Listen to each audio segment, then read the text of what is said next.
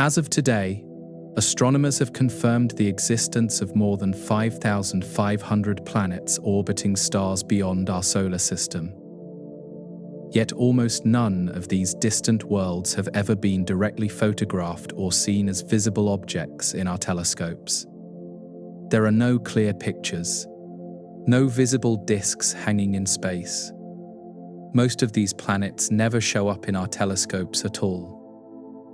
These planets, called exoplanets because they exist outside our solar system, are found through clever indirect methods that detect their presence without ever capturing their light directly. Like by watching how stars move, how their light changes, and how gravity leaves subtle clues behind. The discovery of so many worlds in just 3 decades represents one of the most remarkable achievements in the history of science, transforming humanity's understanding of our place in the cosmos. We now know that planets are not rare exceptions, but common companions to the stars that fill our galaxy. You're listening to The Drowsy Astronaut, where tonight we explore how scientists find these invisible worlds slowly and without any rush at all. This video is tuned to 432 Hz and is designed to help you relax, drift off, or simply unwind with something fascinating to accompany the quiet hours. If you'd like to share where you're listening from tonight, the comments are always welcoming, and a like or subscribe genuinely helps this channel continue its gentle explorations. Now let us discover how astronomers see what cannot be seen. The challenge of finding planets around other stars becomes clear when you consider the distances and contrasts involved in such observations. Even the nearest star beyond our Sun, Proxima Centauri, lies more than 4 light-years away, meaning its light takes over 4 years to reach our telescopes. Any planets orbiting that star would be billions of times fainter than the star itself, lost in the overwhelming glare, like fireflies hovering near a searchlight. Seeing such planets directly requires blocking out that searchlight, while somehow capturing the faint glow of the firefly beside it. For most of the history of astronomy, this challenge seemed insurmountable, and the existence of planets beyond our solar system remained a matter of speculation. Philosophers and scientists had wondered for centuries whether other stars might host their own worlds, but no technology existed to test these ideas observationally. The 8 planets of our solar system were the only ones known, their existence confirmed by direct observation through telescopes that could resolve them against the dark backdrop of space. Everything changed in the 1990s when astronomers developed methods subtle enough to detect the invisible. The breakthrough came not from seeing planets directly, but from noticing the effects that planets produce on their parent stars. A planet orbiting a star creates disturbances that careful measurement can detect, even when the planet itself remains completely invisible to our instruments. These indirect detection methods have now revealed thousands of worlds, from scorching gas giants larger than Jupiter to small rocky planets that might, under the right conditions, harbor liquid water. The invisible has become knowable through ingenuity and patience. The first confirmed planet orbiting a sun-like star was discovered in 1995 by Swiss astronomers Michel Mayor and Didier Queloz, a finding that earned them a share of the Nobel Prize in Physics in 2019. The planet, designated 51 Pegasi b, orbits a star visible to the naked eye in the constellation Pegasus, completing one orbit every 4 days. This discovery stunned the astronomical community because the planet was a gas giant similar in mass to Jupiter, but orbiting far closer to its star than Mercury orbits our Sun. No one had predicted that such hot Jupiters could exist, and their discovery immediately revealed that our solar system might not be typical. Meyer and Queloz found this planet using a technique called the radial velocity method, which detects the tiny wobble that a planet induces in its parent star. The star and planet actually orbit around their common center of mass, like two dancers spinning while holding hands, though the star's motion is much smaller because it is so much more massive. This wobble causes the star to move toward and away from Earth in a rhythmic pattern, and the motion shifts the wavelengths of the star's light in a measurable way. By detecting this shift, astronomers inferred the presence of an unseen companion tugging on the star. The discovery of 51 Pegasi b opened the floodgates, with additional planets following rapidly as astronomers turned the radial velocity method toward other stars. Within a few years, dozens of exoplanets were known, most of them hot Jupiters because these massive, close-orbiting worlds produce the largest stellar wobbles and are easiest to detect. The new field of exoplanet science grew explosively, attracting researchers and funding, spawning new instruments and new techniques. What had been speculation became observational science. The second great method for finding planets arrived a few years later, exploiting a different effect that orbiting worlds can produce.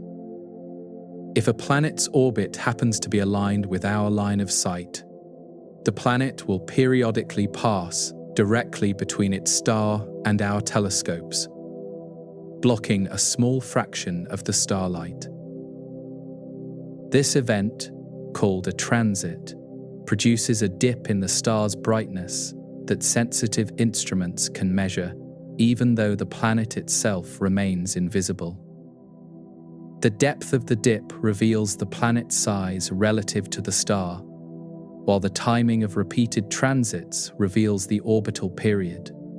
The transit method proved extraordinarily powerful once space-based telescopes eliminated the blurring and flickering that Earth's atmosphere imposes on ground-based observations.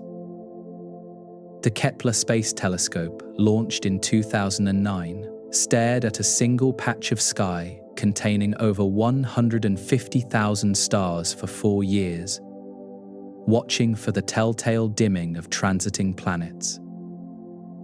Kepler monitored these stars continuously with exquisite precision, detecting brightness changes as small as a few parts per million. The harvest was extraordinary. Kepler discovered more than 2,700 confirmed planets during its primary mission, with thousands of additional candidates still awaiting verification through follow-up observations. The telescope revealed that small rocky planets are far more common than gas giants, that many stars host multiple planets orbiting in compact configurations, and that planetary systems display tremendous diversity. Kepler showed us that planets are everywhere, that on average every star in our galaxy hosts at least one planet. The universe is full of worlds. The Kepler mission transformed not just our planet count, but our understanding of planetary systems and their formation. Before Kepler, astronomers had detected mostly giant planets because smaller worlds produce smaller signals that early instruments could not measure reliably. Kepler demonstrated that Earth-sized and smaller planets outnumber the giants by substantial margins, suggesting that rocky worlds suitable for life might be abundant. The data also revealed surprising orbital architectures, with planets packed closer together than anything in our solar system. Some of the most famous planetary systems were discovered by Kepler, including Kepler 452b, a planet slightly larger than Earth, orbiting in the habitable zone of a Sun-like star. This world received considerable attention as a potential Earth twin, though subsequent analysis suggested it might be slightly too large to be truly rocky. Kepler also found the first planets in the habitable zones of red dwarf stars, including Kepler 186f, demonstrating that small, cool stars could host potentially temperate worlds. The extended Kepler mission, called K2, continued planet hunting after the original mission ended, surveying different patches of sky along the plane of Earth's orbit around the Sun.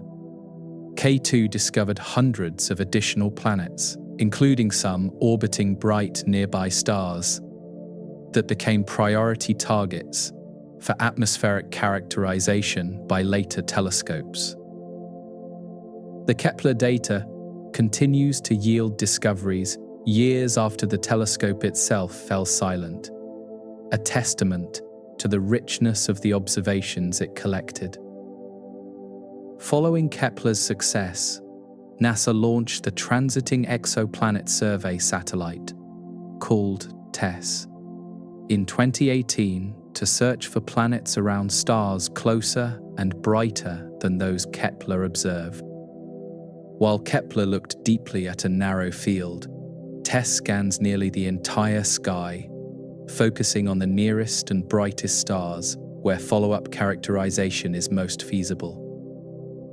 The strategy is designed to find planets suitable for atmospheric study by telescopes like the James Webb Space Telescope, which requires bright target stars to gather enough light for spectroscopic analysis. TESS has already discovered hundreds of confirmed planets and thousands of candidates, many of them orbiting stars within 100 light-years of Earth.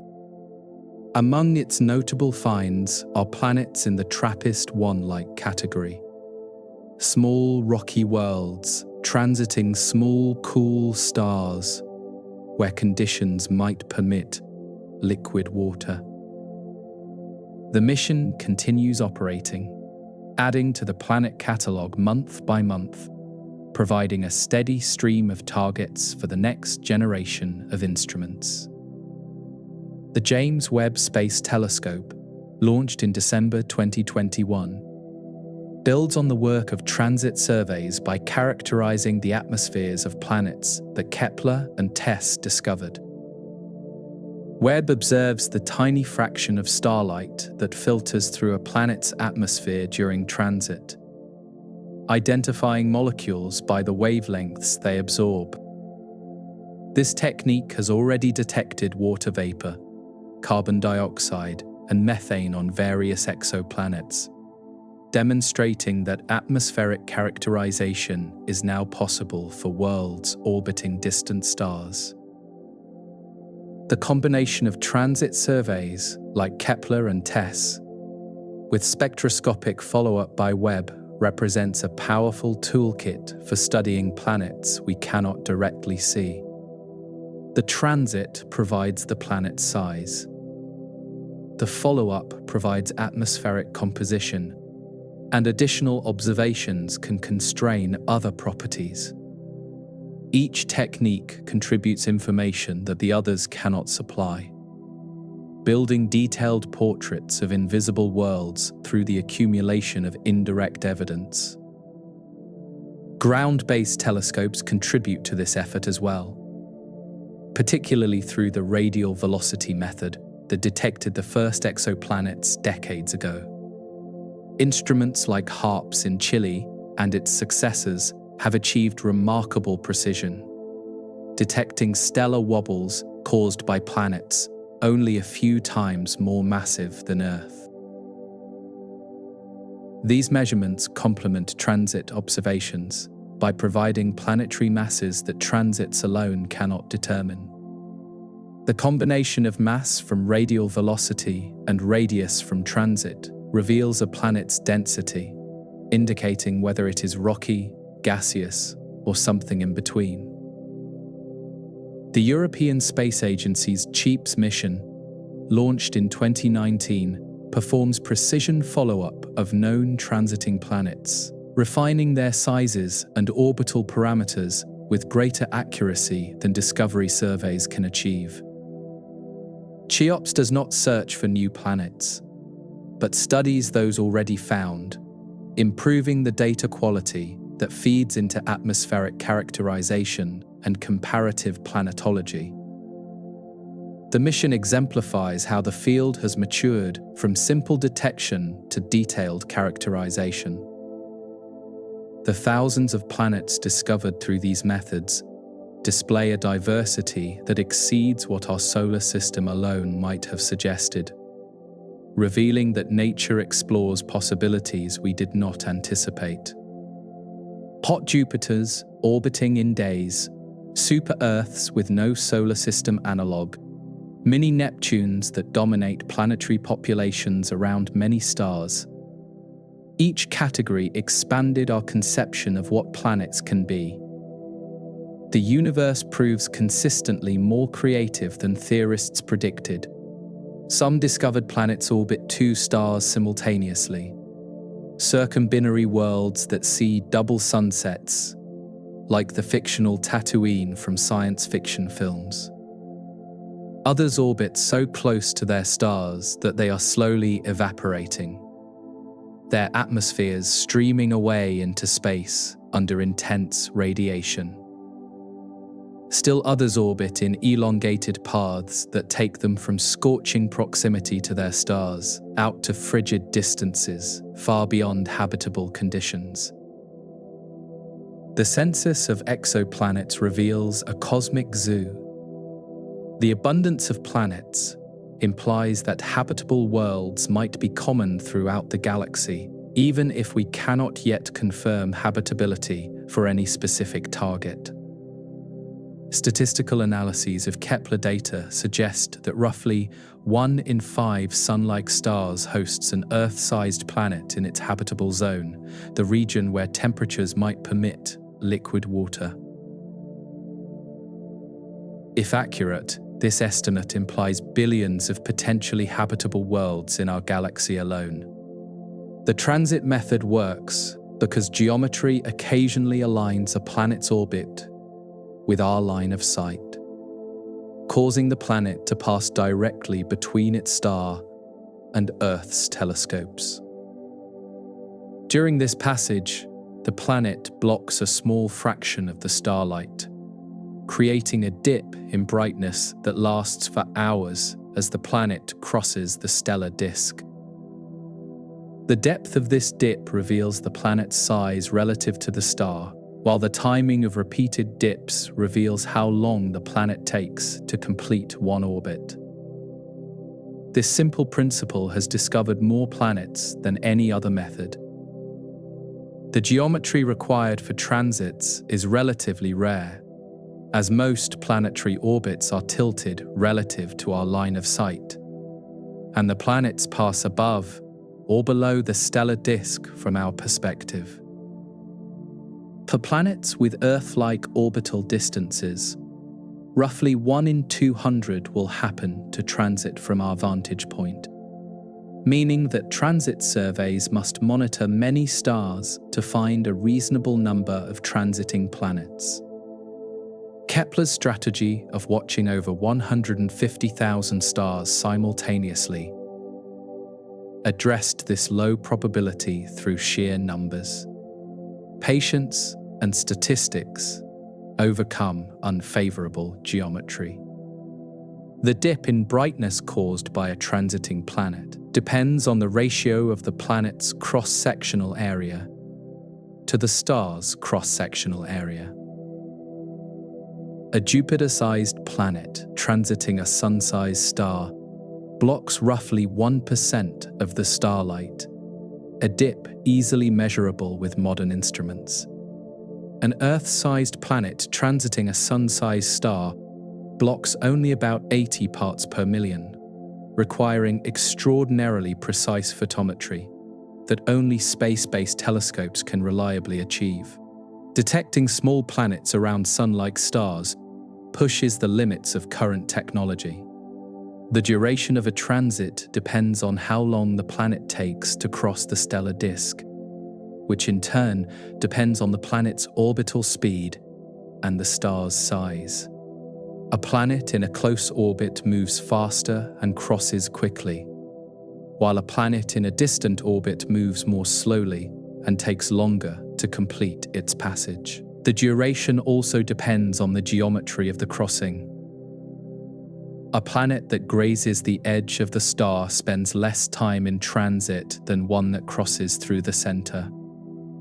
These details encode information about the orbital parameters.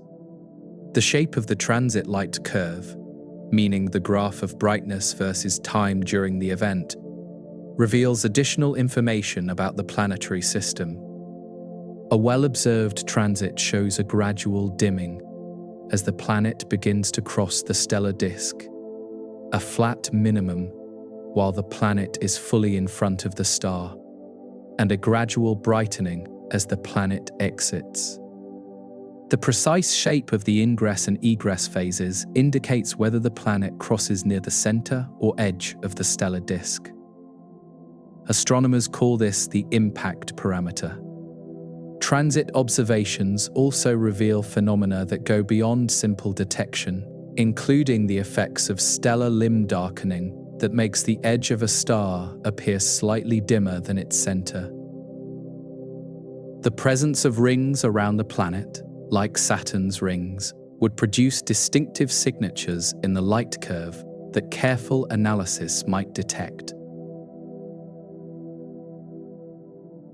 Moons orbiting exoplanets would also produce subtle effects, though none have been definitively confirmed through transit observations to date. The light curves contain rich information. The repetition of transits allows astronomers to measure orbital periods with exquisite precision, determining how long each planet takes to complete one circuit around its star. For planets discovered by Kepler, multiple transits were observed over the mission's 4-year baseline, pinning down orbital periods to fractions of a second in many cases.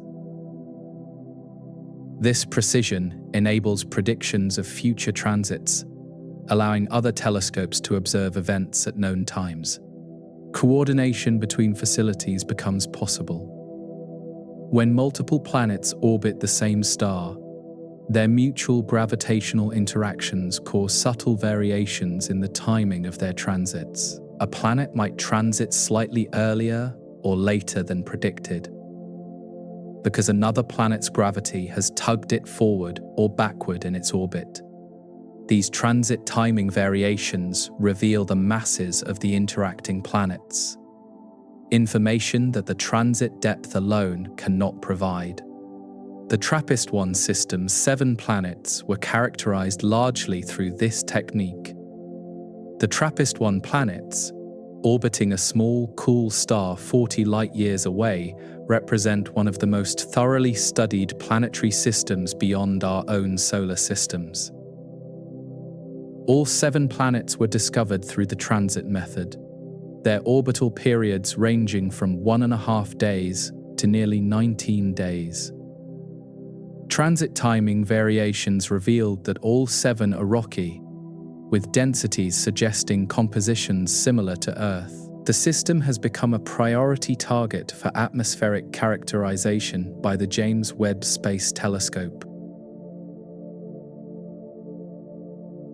The Kepler mission demonstrated that transit surveys from space could achieve the precision necessary to detect Earth-sized planets around Sun-like stars. The telescope's photometric precision reached roughly 20 parts per million for many targets, sufficient to detect the 80 part per million dip of an Earth-Sun transit with reasonable confidence. This capability revealed that small planets are common, though the faintness of Kepler's target stars limited what follow-up observations could achieve. Brighter targets were needed. The TESS mission addresses this limitation by surveying brighter, closer stars, where follow-up characterization is more feasible for current and planned instruments. TESS observes most of the sky, but spends less time on each field than Kepler did, meaning it is most sensitive to planets with short orbital periods that produce multiple transits within each observing window. Longer period planets require extended observations that TESS can only perform for stars near the ecliptic poles, where observing windows overlap. Ground-based transit surveys complement the space-based efforts, discovering planets around bright stars that are well suited for radial velocity confirmation and atmospheric follow-up.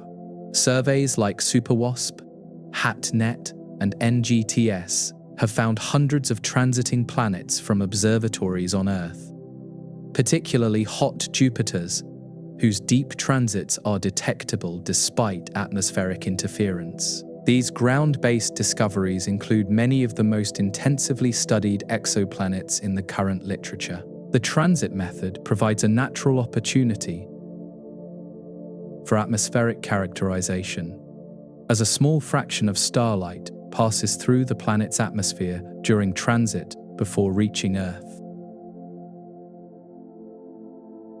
This transmitted light carries the spectral fingerprints of atmospheric gases, with different molecules absorbing different wavelengths and leaving distinctive signatures.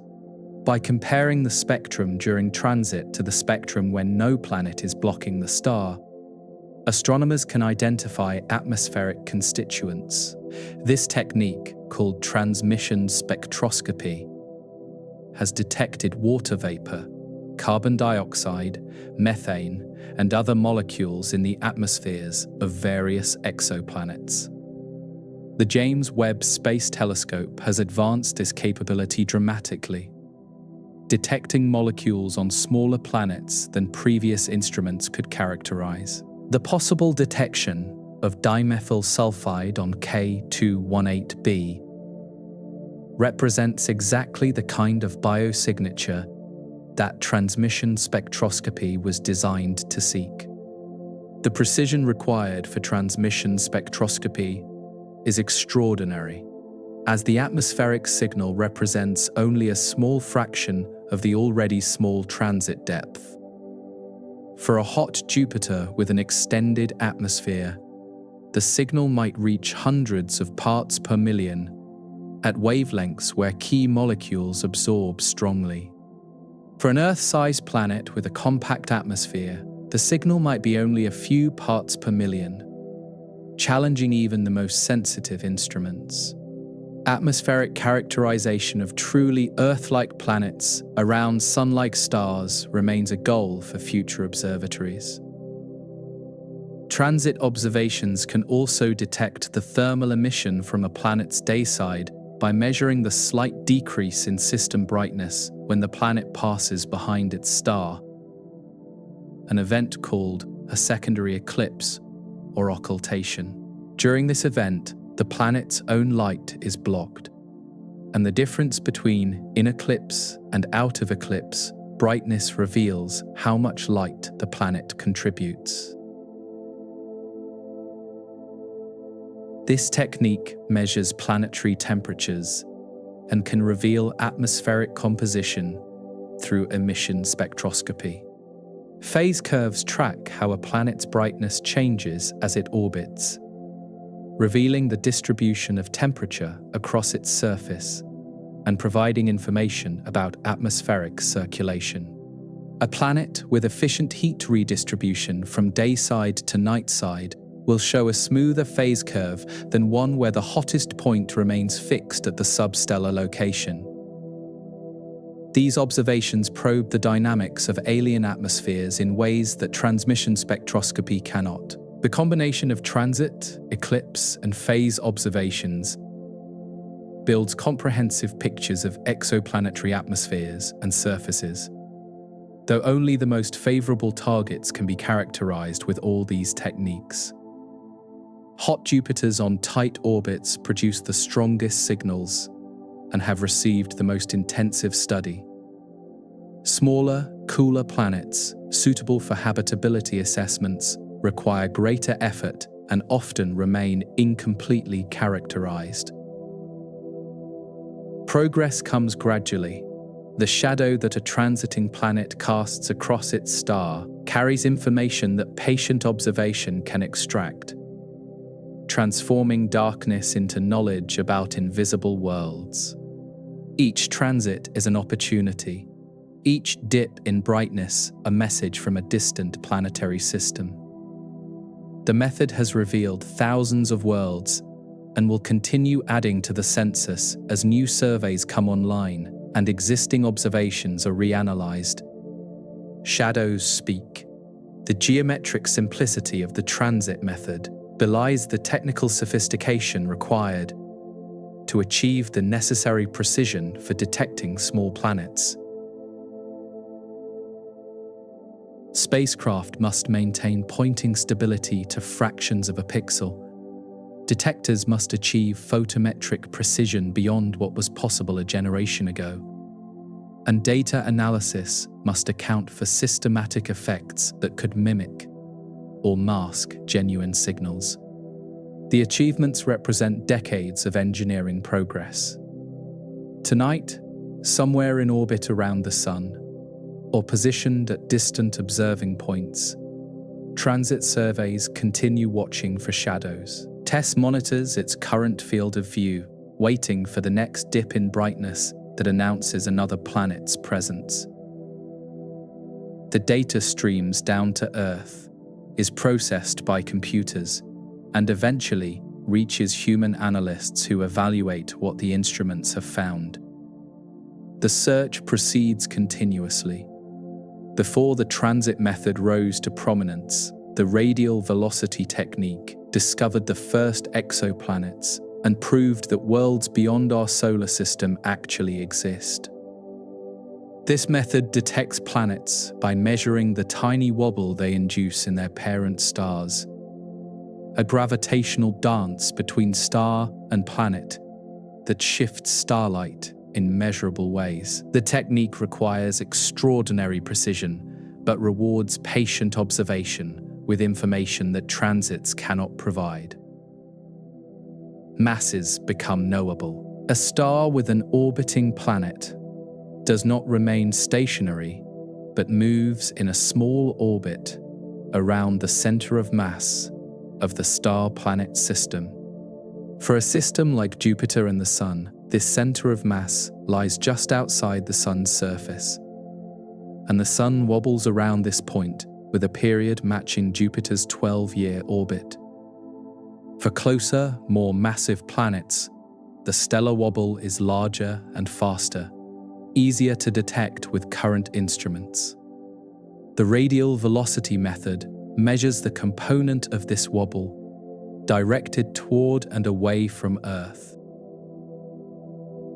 The measurement relies on the Doppler effect, the same phenomenon that causes the pitch of an ambulance siren to shift as it approaches and recedes.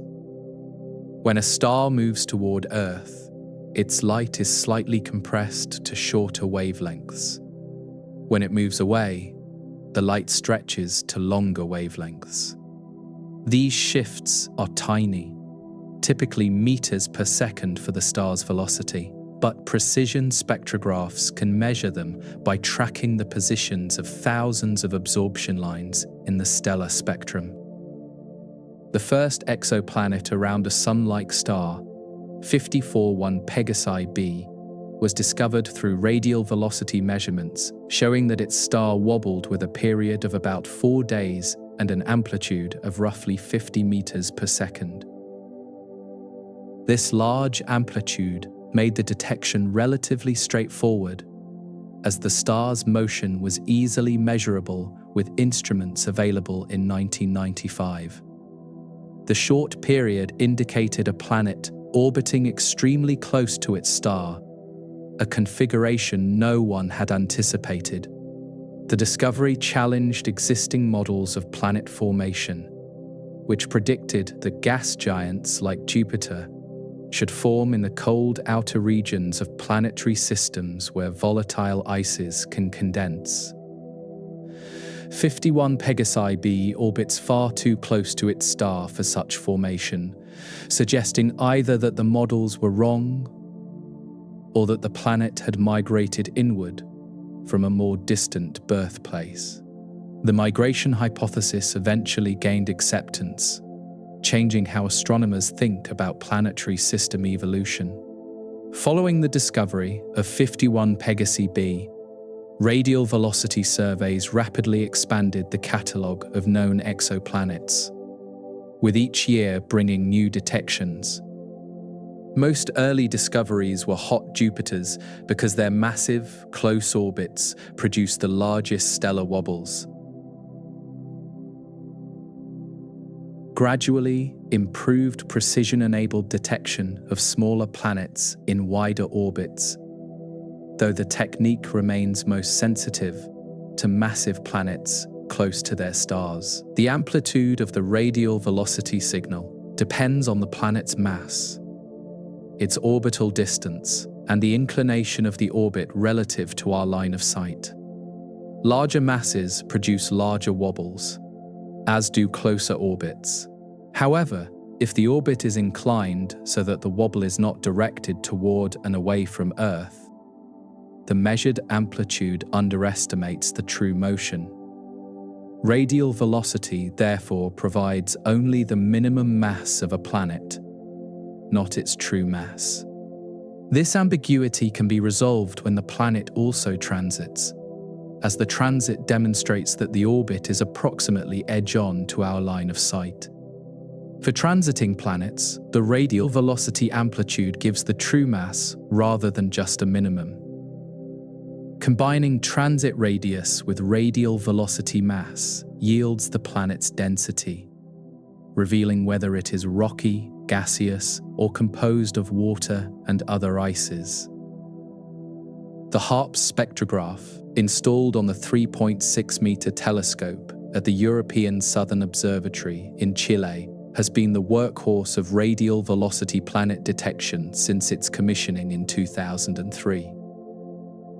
HARPS achieves precision of about 1 meter per second, sufficient to detect planets just a few times more massive than Earth in favorable configurations.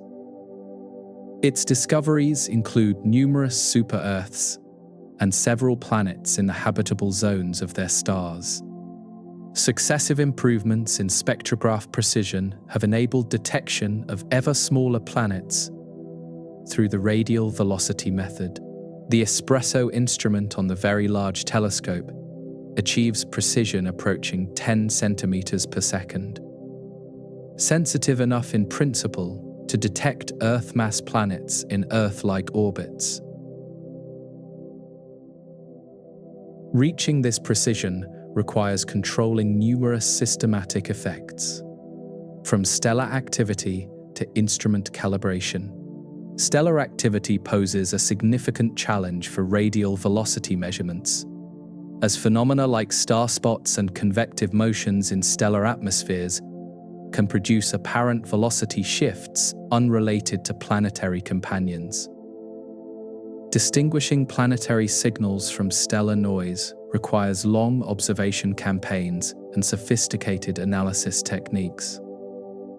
Some claimed planet detections have later been attributed to stellar activity rather than genuine companions. The radial velocity method remains essential for confirming and characterizing planets discovered through other techniques, particularly transits. While a transit survey might find a candidate planet based on periodic dimming, radial velocity follow-up can confirm the planetary nature of the companion and measure its mass. Many transit discoveries await this confirmation, listed as candidates rather than confirmed planets. Radial velocity surveys have discovered systems with multiple planets their combined gravitational effects producing complex patterns in the stellar motion that patient analysis can disentangle. Some stars show wobbles from half a dozen planets or more, each contributing its own periodic signal at its own amplitude. Extracting these individual signals requires years of observations and careful attention to potential systematic errors. The technique has revealed planets orbiting in configurations quite different from our solar system, including tightly packed systems where multiple planets orbit closer than Mercury does to our Sun. The gravitational interactions in such systems are intense, and understanding their stability challenges dynamical models. Radial velocity observations track how orbital parameters evolve over time. Some notable discoveries from radial velocity surveys include Proxima Centauri b, the nearest known exoplanet, at just over 4 light-years away. This roughly Earth-mass planet orbits in the habitable zone of its small red dwarf star, completing one orbit every 11 days. The discovery prompted considerable interest in whether the planet might be habitable, though the star's frequent flaring raises questions about surface conditions. The radial velocity method and the transit method complement each other beautifully, with radial velocity sensitive to planetary mass and transit sensitive to planetary size. A planet discovered by only one method remains incompletely characterized, but a planet detected by both yields both mass and radius, enabling determination of density and bulk composition. The most thoroughly studied exoplanets are those observed with multiple techniques. Ground-based radial velocity surveys continue operating, slowly building up sensitivity to longer-period planets that require years of observation to detect. Some programs have now accumulated over 2 decades of data on certain target stars, sufficient to detect planets in Jupiter-like orbits around Sun-like stars. The detection of true Jupiter analogues through radial velocity remains an ongoing project. The wobble method provided our first evidence that other stars host planets, proving that our solar system is not unique in the galaxy. The thousands of planets found since that first discovery have confirmed that planets are common, diverse, and endlessly fascinating. The method continues contributing essential data about planetary masses and orbits. The Kepler Space Telescope, named after the 17th century astronomer who discovered the laws of planetary motion, transformed exoplanet science through sheer observational dedication. Launched in March 2009, Kepler spent 4 years staring at a single patch of sky near the constellation Cygnus, monitoring the brightness of over 150,000 stars with extraordinary precision. The telescope watched for the telltale dips in brightness that reveal transiting planets, accumulating enough data to detect planets requiring 3 transits for confirmation. The mission's design reflected the challenge of finding Earth-like planets around Sun-like stars, which require year-long observation campaigns to detect multiple transits. Kepler's continuous monitoring from space, free from the interruptions of day-night cycles and weather that plague ground-based observations, enabled detection of planets that no previous survey could find. The telescope's photometric precision, reaching parts per million for quiet stars, pushed into territory where Earth-sized planets became detectable. The harvest exceeded expectations. Kepler discovered planets of every conceivable type, from small rocky worlds to bloated gas giants, from planets orbiting in hours to planets orbiting in hundreds of days. The mission found planets in the habitable zones of their stars, planets orbiting binary stars, and planets in configurations that challenged theoretical understanding. The universe proved full of worlds. The sheer number of Kepler discoveries, numbering in the thousands, enabled statistical analysis of planetary populations that individual detections could never support. Astronomers could ask not just what planets exist, but how common different types of planets are around different types of stars. These occurrence rate calculations transformed our understanding of planetary formation and the likelihood of finding habitable worlds. One of the most significant findings from Kepler was that small planets are far more common than large ones, contradicting the impression left by early radial velocity surveys that preferentially detected massive worlds. Planets between Earth and Neptune in size dominate the population around Sun-like stars, occurring more frequently than any other type. These super-Earths and mini-Neptunes have no analogue in our solar system. The abundance of small planets implied that rocky worlds suitable for life might be common throughout the galaxy. Though determining whether specific planets are truly rocky or gaseous requires additional observations beyond what Kepler provided.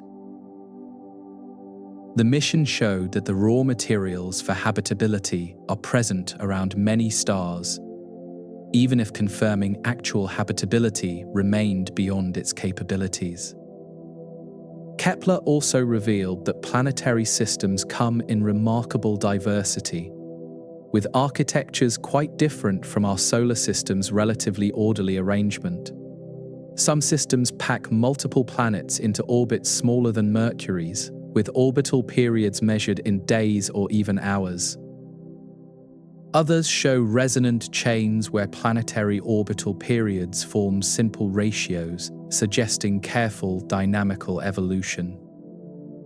The Kepler-11 system became a famous example of compact architecture, with 6 planets orbiting within about half the Earth-Sun distance, all of them larger than Earth but smaller than Neptune.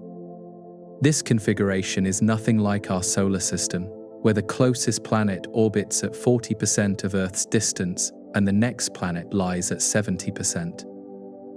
Kepler showed that our solar system might be somewhat unusual. The diversity of planetary systems suggested that formation and evolution processes can produce many different outcomes from similar starting conditions. With factors like disk mass, stellar properties, and random events influencing the final configurations, the theoretical understanding of planet formation continues to evolve in response to Kepler's discoveries. Among the most celebrated Kepler discoveries were planets in the habitable zones of their stars, regions where temperatures might permit liquid water on planetary surfaces. Kepler 452b generated particular excitement as a near-Earth-sized planet in the habitable zone of a Sun-like star, though subsequent analysis suggested it might be slightly too large to be truly rocky. Kepler 186f was confirmed as the first definitively rocky planet in a star's habitable zone, orbiting a red dwarf star about 500 light-years from Earth. The planet is about 10% larger than Earth and receives about a third as much stellar radiation, potentially placing it in the cooler part of the habitable zone. Whether any atmosphere or liquid water actually exists remains unknown. The catalogue of Kepler habitable zone planets continues growing as researchers analyze the mission data with improved techniques, extracting signals that earlier analyses might have missed. Some candidates remain controversial, with disagreement about whether the detection is genuine or whether the planet actually lies within the habitable zone. Science advances through debate. The Kepler mission ended its primary observation phase in 2013, when failures in the telescope's reaction wheels made it impossible to maintain the precise pointing needed for planet detection. Engineers developed an ingenious solution called K2, using pressure from sunlight to help stabilize the spacecraft and enable observations of different fields along the ecliptic plane.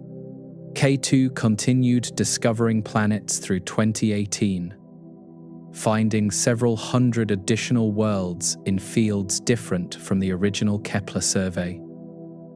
These discoveries included planets around brighter, closer stars than the original mission observed, providing better targets for atmospheric characterization. The K2 planet catalogue represents a valuable complement to the original Kepler data. Even after the spacecraft was finally retired in 2018, Kepler data continues yielding discoveries as analysts apply new techniques to the archived observations. Machine learning algorithms and improved systematic correction methods have extracted planets that earlier analyses missed. The mission's legacy extends beyond its operational lifetime. The statistical lessons from Kepler have profound implications for the prevalence of life in the universe, suggesting that potentially habitable worlds number in the billions in our galaxy alone. If even a small fraction of these worlds actually support life, the galaxy might be teeming with organisms. If life is rare despite the abundance of suitable homes, that too is significant. Kepler showed that planet formation is a robust process, occurring around most stars regardless of stellar type or environment. The universe manufactures planets efficiently, filling its stellar neighborhoods with worlds of diverse sizes and compositions. Whatever conditions are needed for the origin of life, the physical platforms are abundantly available. The telescope that discovered thousands of worlds operated through patient accumulation of data, watching and waiting for the tiny shadows that betray planetary presence. Its success demonstrated that the transit method works at the precision required to detect Earth-sized worlds, validating the approach that subsequent missions continue to employ. Kepler's legacy shapes everything that follows. Beyond simply detecting planets, the transit method encodes remarkable information about the worlds it discovers. Information that careful analysis can extract from the seemingly simple light curves. The depth, duration, and shape of a transit all carry meaning, each aspect revealing something about the planetary system. Scientists have developed sophisticated techniques to read these signatures. The transit depth provides the most fundamental measurement, the ratio of the planet's silhouette area to the star's visible disk area. A deeper transit means a larger planet relative to its star, while a shallower transit indicates a smaller world. Combined with knowledge of the stellar radius from other observations, the transit depth yields the planetary radius directly. Size becomes measurable. For a Sun-sized star, an Earth-sized planet produces a transit depth of about 80 parts per million. A Jupiter-sized planet produces a depth of about 1%. These values scale with the square of the radius ratio, making the distinction between planet types relatively straightforward in favorable cases. Complications arise when the stellar radius is uncertain or when systematic effects contaminate the light curve. The transit duration encodes information about the orbital period and the geometry of the crossing, though these factors are often entangled in ways that require additional observations to separate. A planet in a close orbit moves quickly and crosses the stellar disk rapidly. while a more distant planet moves slowly and takes longer to complete its passage. The duration also depends on whether the planet crosses near the center of the stellar disk or closer to the edge, a parameter astronomers call the impact parameter. A central crossing maximizes the time the planet spends in front of the star, while a grazing transit near the limb produces a shorter event. High-impact parameter transits show distinctive V-shaped light curves rather than the flat-bottomed curves of central crossings. By observing multiple transits of the same planet, astronomers measure the orbital period with extraordinary precision. The interval between successive transits is the orbital period, and hundreds of observed transits can pin down this period to fractions of a second. Such precise periods enable predictions of future transit times for scheduling observations with other facilities. The detailed shape of the transit light curve reveals subtleties beyond the basic parameters of depth and duration. Stellar limb darkening, the tendency for stars to appear slightly dimmer at their edges than at their centers, affects how the brightness changes as the planet crosses different parts of the stellar disk. During ingress, when the planet first begins to cross the stellar limb, the brightness decreases gradually as more and more of the planetary disk moves onto the stellar surface. During egress, when the planet exits the stellar disk, the brightness increases gradually back to the out-of-transit level. The shape of these ingress and egress phases constrains the impact parameter. The precision achievable in light curve analysis has improved dramatically over the decades of exoplanet science, with modern space telescopes detecting effects that would have been invisible to earlier instruments. Phenomena like gravity darkening in rapidly rotating stars, star-spot crossings, and phase curve variations have all been measured through careful photometry. Planets with rings, like Saturn in our solar system, would produce distinctive signatures in their transit light curves that differ from what a bare sphere would create. The rings would block additional starlight before and after the planetary disk itself begins and ends its transit, producing asymmetries or extended ingress and egress phases. No exoplanet ring system has been conclusively detected through transit observations, though several candidates have generated interest and debate. The challenges of detecting rings include their potentially low opacity, their unknown orientation relative to our line of sight, and systematic effects that could mimic ring signatures. The search continues. Exomoons, moons orbiting planets beyond our solar system, would also produce detectable signatures if they exist around transiting planets. A large moon would cause additional small dips in the light curve, either before or after the main planetary transit, depending on its orbital phase. Transit timing variations could also reveal the gravitational influence of substantial moons.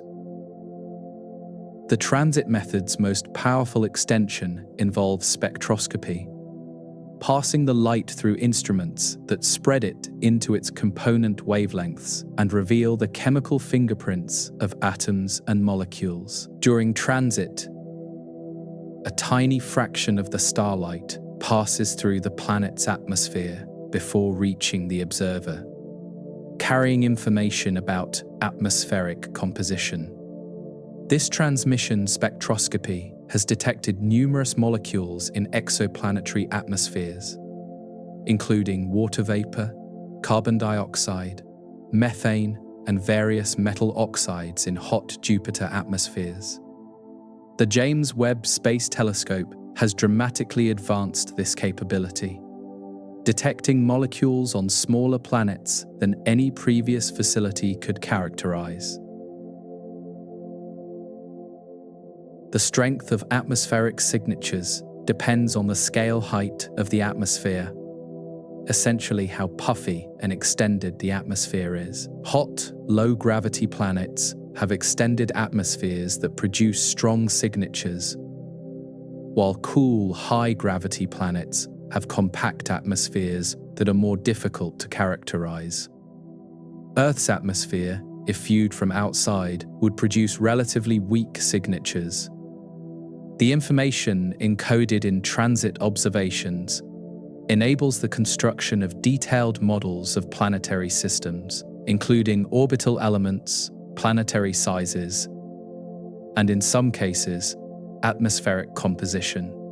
These models are continually refined as additional observations accumulate and analysis techniques improve. Transit data from missions like Kepler and TESS flows into public archives where researchers worldwide can access it for their own analyses. This open data policy has accelerated discoveries, enabling independent groups to identify planets that the mission teams might have overlooked.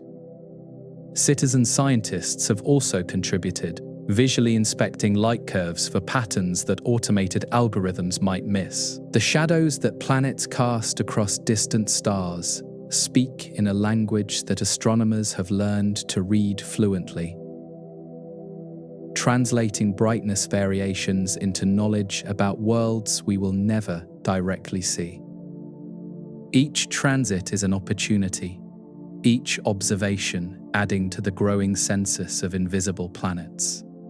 The radial velocity method provides different but complementary information to what transits reveal, measuring the one property that transits fundamentally cannot determine: planetary mass. While transit depth yields radius, radial velocity amplitude yields mass, and combining these measurements enables calculation of planetary density. The techniques work together. The amplitude of a star's radial velocity wobble depends on the mass of the planet, the orbital distance, and the orbital inclination relative to our line of sight.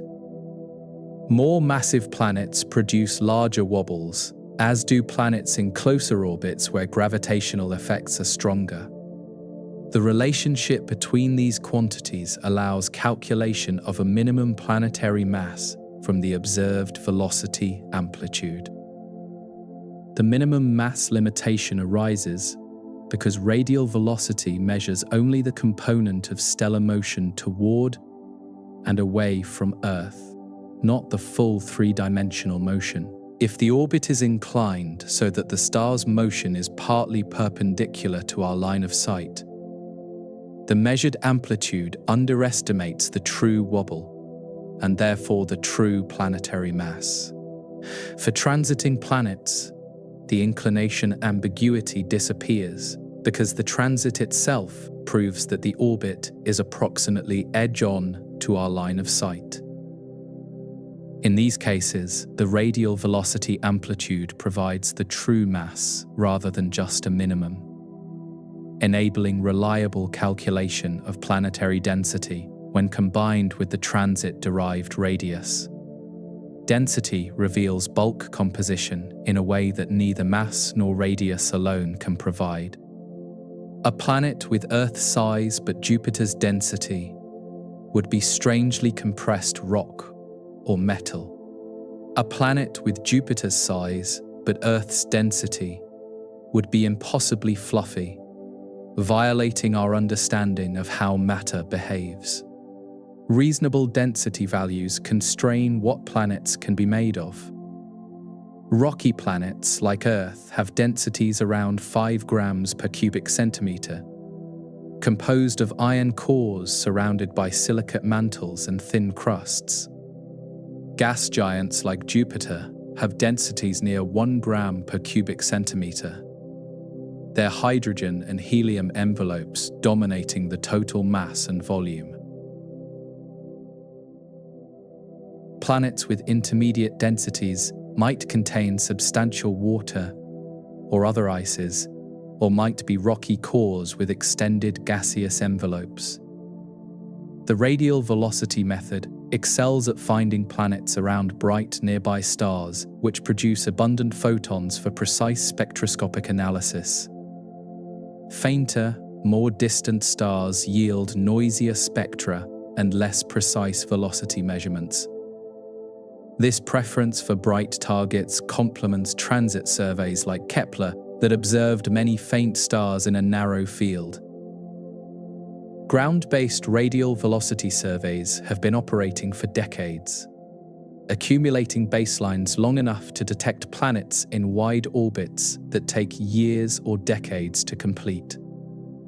The detection of Jupiter-like planets in Jupiter-like orbits requires patience measured in decades, far exceeding the duration of any space mission yet flown. The longest-running radial velocity programs have now accumulated over 20 years of data on certain target stars, approaching the baseline needed to detect planets with orbital periods comparable to Saturn's 29 years. These programs represent investments in the future, with today's observations contributing to discoveries that might not come for another decade. Radial velocity observations can detect planets in systems where geometric alignment prevents transits, expanding the accessible sample beyond what transit surveys can find. Since transit probability decreases with orbital distance, many planets in wide orbits will never transit from Earth's perspective. The radial velocity technique has discovered numerous systems with multiple planets, their combined gravitational effects producing complex velocity variations that careful analysis can decompose into individual planetary contributions. Each planet adds its own sinusoidal signal at its own period and amplitude. Disentangling multiple planetary signals requires extensive observations over long-time baselines, as shorter observational campaigns might alias signals or miss longer-period planets entirely. The most complex systems known contain half a dozen planets or more, each contributing its own periodic component to the stellar velocity curve. Stellar activity complicates radial velocity measurements by producing velocity variations unrelated to planetary companions.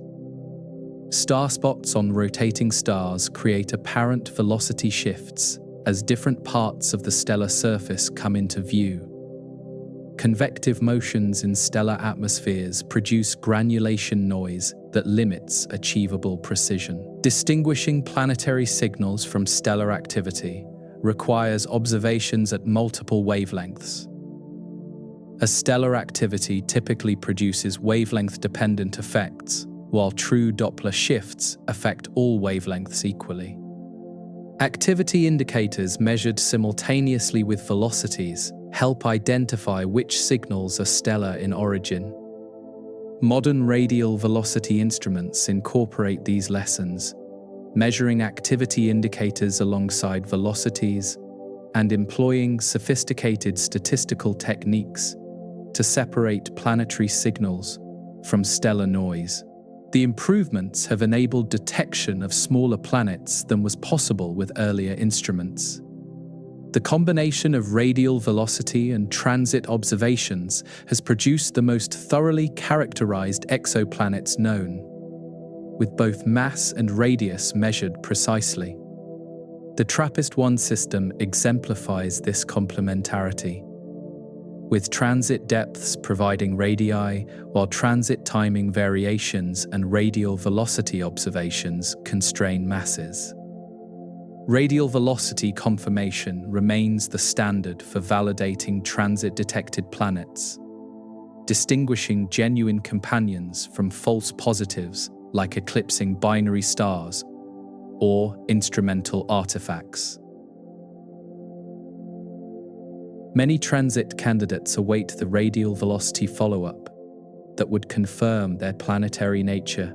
The wobble that planets induce in their parent stars speaks in Doppler shifts, a language astronomers have learned to interpret through decades of accumulated expertise. The technique that discovered the first exoplanet remains essential today, contributing unique information that other methods cannot provide. The Transiting Exoplanet Survey satellite, launched in April 2018, represents the current frontier of transit-based planet discovery, scanning nearly the entire sky for transiting worlds around bright, nearby stars. While Kepler looked deeply at a narrow field, TESS surveys broadly, prioritizing targets where atmospheric characterization is most feasible. TESS carries 4 wide-field cameras that together cover a strip of sky spanning 96 degrees from pole to ecliptic, observing each strip for approximately 27 days before moving to the next.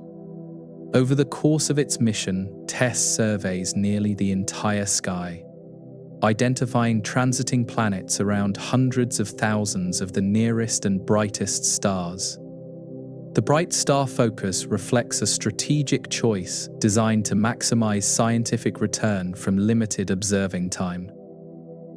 Bright stars produce more photons, enabling more precise transit measurements and more effective spectroscopic follow-up.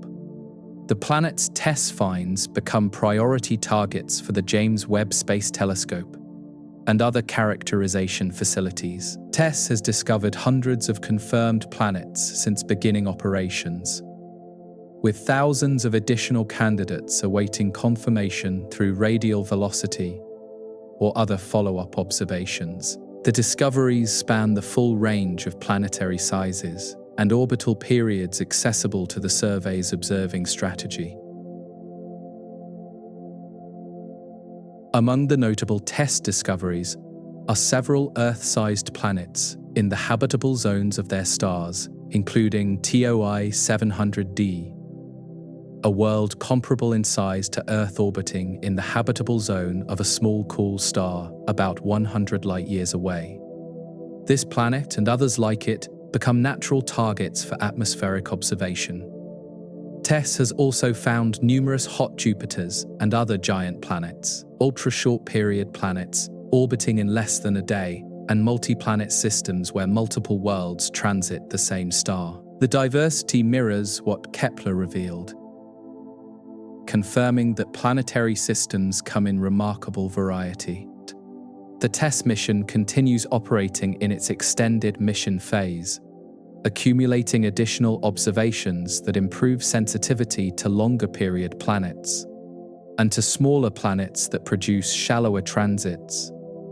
Stars near the ecliptic poles receive the longest cumulative observations, enhancing sensitivity in these continuous viewing zones.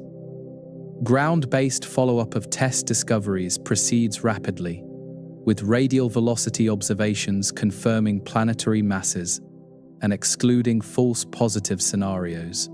The bright target stars that TESS observes are well suited for precise radial velocity measurements. TESS discoveries flow into the target lists for James Webb Space Telescope observations, with several Webb programs specifically designed to characterize TESS-discovered planets. The connection between discovery and characterization is direct, with TESS identifying targets and Webb revealing their atmospheric properties. The TESS data products are publicly available, enabling researchers worldwide to participate in planet discovery and characterization. This open data policy mirrors the approach taken by Kepler and has enabled numerous discoveries by groups outside the mission team. Citizen science projects engage the public in examining TESS data, with volunteers visually inspecting light curves for patterns that automated algorithms might overlook. Several planet discoveries have been credited to citizen scientists, demonstrating the value of human pattern recognition. The ongoing TESS mission ensures that the flow of new planet discoveries continues, expanding the catalogue and providing fresh targets for characterization. The satellite represents the current state-of-the-art in transit surveying, building on Kepler's legacy while addressing its limitations. TESS planets include worlds orbiting some of the nearest stars to our solar system, targets that might someday be accessible to more ambitious characterization efforts. Planets around nearby stars are easier to study than more distant worlds. Their starlight brighter and their transit signals stronger. The nearby planet population, revealed by TESS, helps constrain the occurrence of habitable worlds in the solar neighborhood, a question with profound implications for the search for life. If habitable planets are common among nearby stars, the prospects for detailed characterization improve dramatically. TESS continues its survey while you rest tonight, its cameras monitoring thousands of stars for the subtle dimming that betrays planetary presence. The satellite operates automatically, requiring no human attention during observation, quietly accumulating data that will yield discoveries for years to come. The transit and radial velocity methods account for the vast majority of known exoplanets, but several other techniques contribute valuable discoveries that the primary methods might miss. Each technique has strengths and limitations that make it sensitive to different types of planetary systems. Direct imaging captures actual photographs of planets by blocking the overwhelming glare of their parent stars, revealing worlds as point sources of light in the cleared region. This technique works best for young, hot planets in wide orbits, where the planetary brightness is highest and the angular separation from the star is largest. The challenge of direct imaging lies in the enormous contrast between star and planet, a ratio of billions to 1 for reflected light from Earth-like planets. Coronagraphs within telescopes block the central starlight while allowing light from surrounding regions to reach the detector. Extreme adaptive optics correct for atmospheric distortion. Despite the challenges, direct imaging has successfully detected several dozen exoplanets, mostly young gas giants orbiting far from their stars. The Beta Pictoris system famously hosts a directly imaged planet, as does the HR 8799 system with its 4 massive planets orbiting in resonance. Directly imaged planets can be studied spectroscopically with the planetary light analyzed separately from the starlight to reveal atmospheric composition. These observations have detected water, carbon monoxide, and other molecules in young giant planet atmospheres. Future telescopes are being designed with enhanced direct imaging capabilities, potentially extending the technique to smaller, cooler planets in tighter orbits. The coronagraph instruments planned for upcoming missions aim to achieve the contrast ratios needed to image Earth-like planets around nearby Sun-like stars. Gravitational microlensing detects planets through their influence on light from more distant background stars, exploiting the way gravity bends light according to Einstein's general relativity. When a star passes in front of a more distant star from our line of sight, its gravity focuses and amplifies the background starlight. If the foreground star hosts a planet, the planet's gravity produces an additional brief spike in the amplification pattern that reveals its presence and constrains its mass and orbital distance. The technique is sensitive to planets at moderate orbital distances, complementing the short-period sensitivity of transits. Microlensing events are rare and unpredictable, requiring surveys that monitor millions of stars to catch the occasional alignment that produces detectable lensing. Each event happens only once, as the stars are not bound to each other and simply happen to pass in front of each other from our perspective. Despite the one-time nature of microlensing events, the technique has detected over 100 exoplanets, including several at large orbital distances where radial velocity measurements would be extremely challenging. The method is uniquely sensitive to free-floating planets, not bound to any star. The statistical analysis of microlensing detections suggests that free-floating planets may be remarkably common, possibly outnumbering stars in the galaxy. These rogue worlds might form in planetary systems and later be ejected through gravitational interactions, or might form independently from small gas clouds. Future microlensing surveys from space will extend the technique's reach, with the Nancy Grace Roman Space Telescope planning a large-scale microlensing program expected to detect thousands of planets, including many Earth-mass worlds.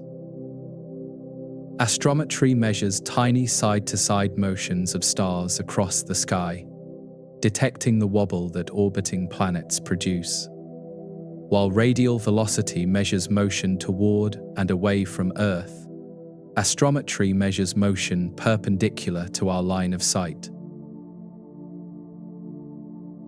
The precision required for astrometric planet detection is extraordinary, with stellar motions measured in micro-arc seconds, angles far smaller than any ground-based telescope can reliably detect.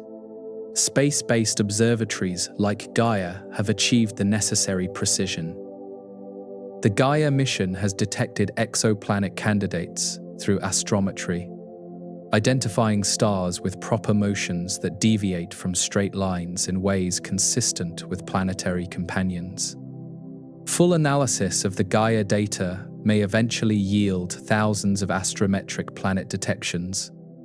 Timing methods detect planets through precise measurement of periodic phenomena, finding the gravitational perturbations that planets cause.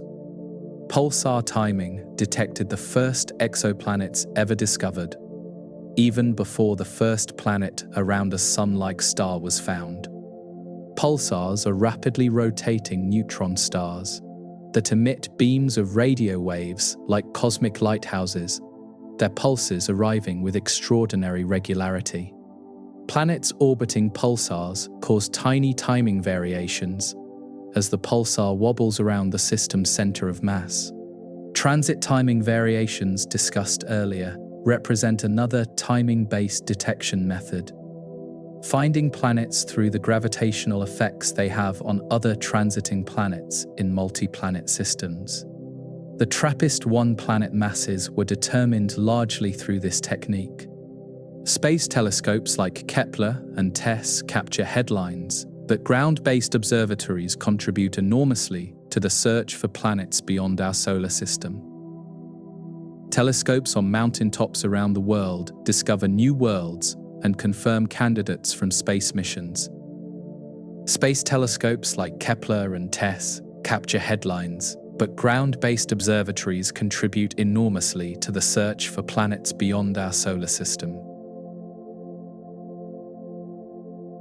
Telescopes on mountaintops around the world discover new worlds and confirm candidates from space missions, playing an essential role in the overall effort.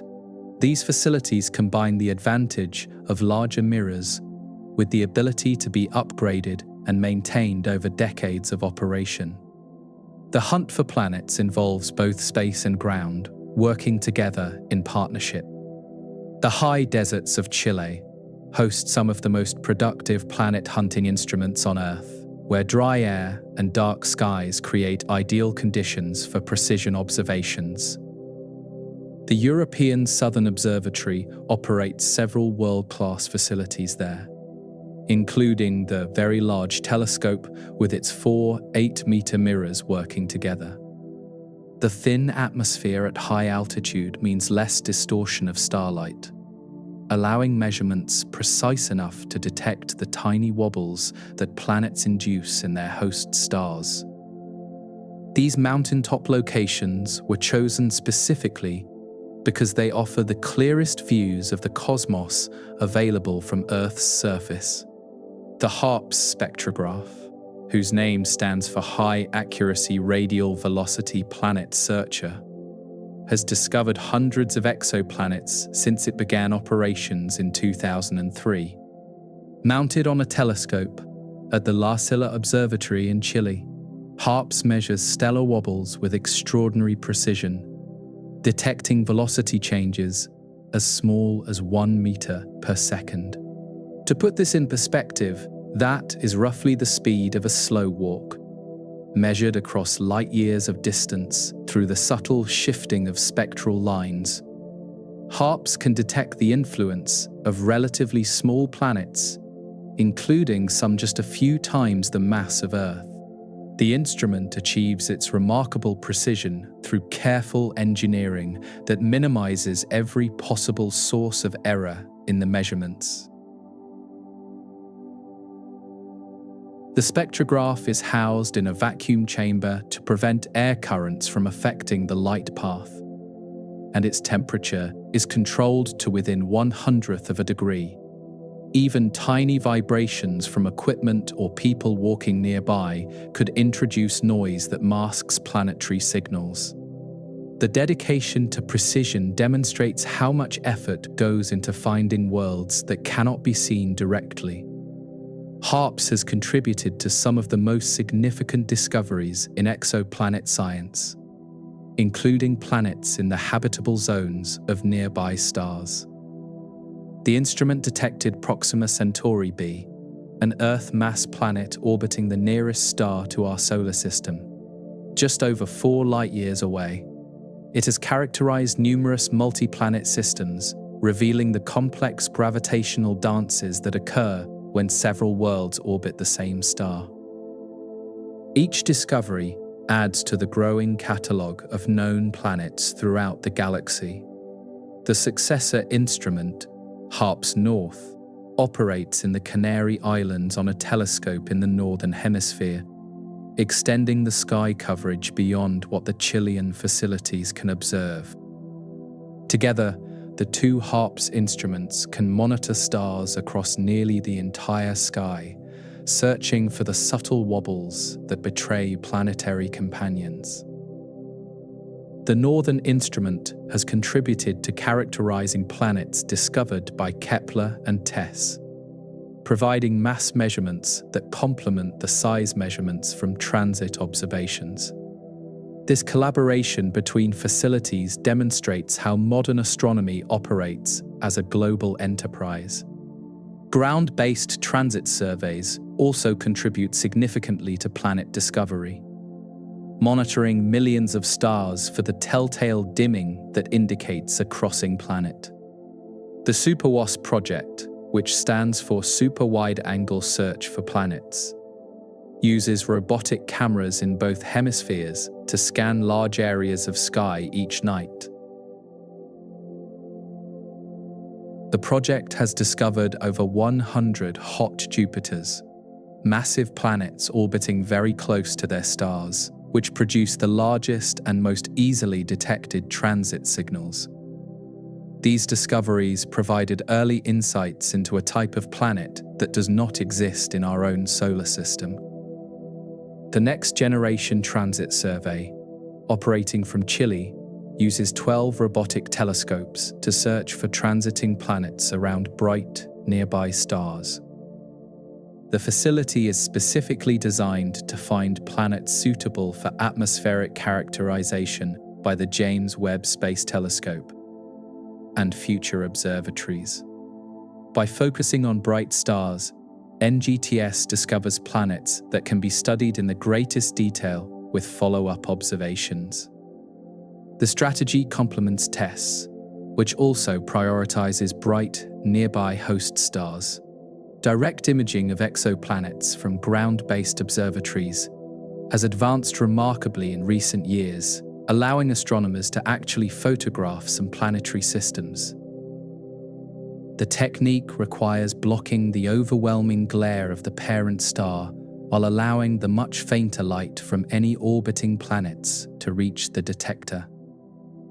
Coronagraphs, specialized optical devices that create artificial eclipses within the telescope, accomplish this blocking by carefully masking the stellar light. The planets that can be imaged this way are typically young, hot, and far from their stars, conditions that make them relatively bright compared to their surroundings.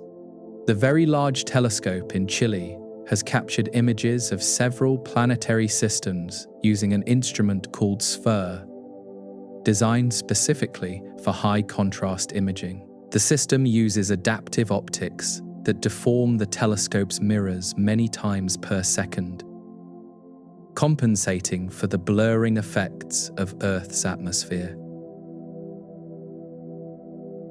These corrections allow the telescope to achieve sharper images than would otherwise be possible, revealing details that the atmosphere would otherwise smear out. The combination of coronagraphy and adaptive optics makes direct imaging possible even from the ground. One of the most spectacular directly imaged systems is HR 8799, a young star surrounded by 4 massive planets that have been photographed and tracked over many years. The planets orbit at great distances from their star, taking hundreds or thousands of years to complete single orbits. But their motion is nonetheless detectable across years of observation. Watching these worlds move in their orbits provides a visceral confirmation that we are indeed seeing planets, not background objects or instrumental artifacts. The images feel miraculous, actual photographs of worlds orbiting another sun. The Gemini Planet Imager, which operated on the Gemini South Telescope in Chile before being moved to Gemini North in Hawaii, has contributed numerous direct imaging discoveries. The instrument was designed from the start for planet finding, with all its components optimized for detecting faint companions near bright stars. It discovered a planet orbiting the star 51 Eridani, one of the smallest and coolest planets yet directly imaged, with a mass only about twice that of Jupiter. Discoveries like this push the boundaries of what direct imaging can achieve. Ground-based observatories also play a crucial role in confirming and characterizing planets discovered by space missions, providing measurements that spacecraft alone cannot make. When TESS detects a transit candidate, ground-based telescopes often observe follow-up transits to refine the orbital period and confirm the detection. Radial velocity measurements determine the planet's mass, which the transit method alone cannot provide, and the combination reveals whether the planet is rocky, gaseous, or something in between. This ground-space partnership maximizes what can be learned about each discovered world. The ability to upgrade and repair ground-based instruments gives them advantages that space telescopes cannot match despite their position above the atmosphere. A spectrograph can be improved with new detectors or optical components as technology advances, extending its useful life indefinitely. Space telescopes carry fixed hardware that cannot be modified after launch, limiting them to the technology available at the time of construction. Ground-based facilities thus remain competitive with space missions and will continue contributing to planet discovery for decades to come. The professionals who operate these observatories often work through the night, monitoring instruments, acquiring data, and responding to the endless small challenges that observation involves.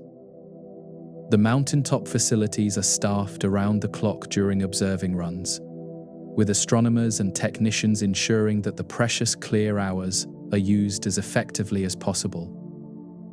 This human dedication underlies every discovery, every data point, every planet added to the catalogue. The science depends on people as much as on machines. The data collected by ground-based observatories flows to research institutions around the world, where teams of scientists analyze the measurements and extract the signals of planetary companions. The analysis often requires months or years of observations combined, because the wobbles and dimming events repeat on orbital timescales that may be days or weeks or even years. Patience is essential, and many discoveries emerge only after extended campaigns of careful monitoring.